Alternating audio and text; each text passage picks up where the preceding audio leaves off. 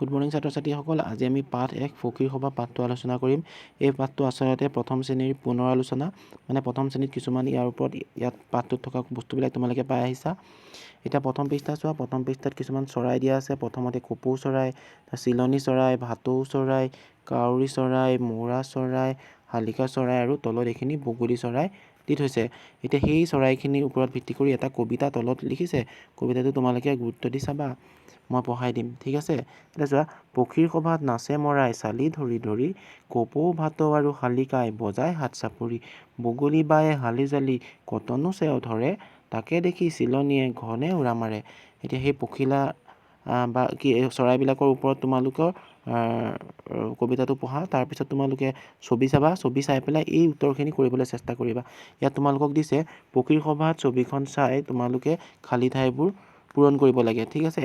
এতিয়া পক্ষী প্ৰথমটো দিছে যে কেইবিধ পক্ষী সভালৈ আহিছিল। ইয়াত পক্ষী হিচাপ কৰি বগলী, শালিকা এনেকৈ মিলাই পেলাই আমি কেইবিধ চৰাই পালোঁ, টোটেল 7 বিধ চৰাই পালোঁ, ঠিক আছে। সেইকাৰণে আমি ইয়াত লিখিব লাগিব 7 বিধ, বুজি পালা।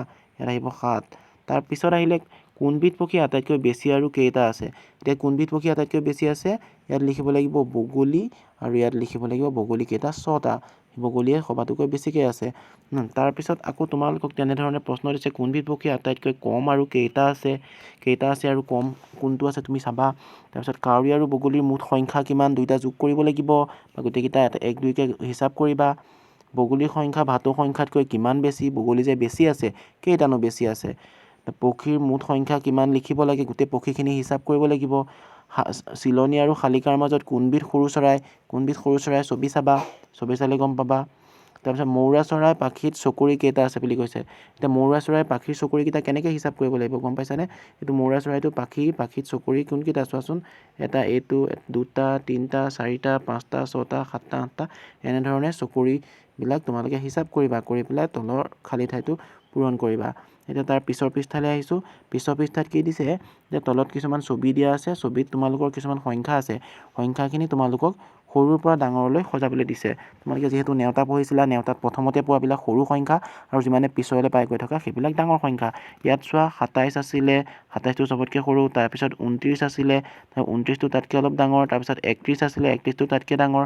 তাৰপিছত 35টো তাতকৈ ডাঙৰ। তাৰপিছত 39টো তাতকৈ ডাঙৰ।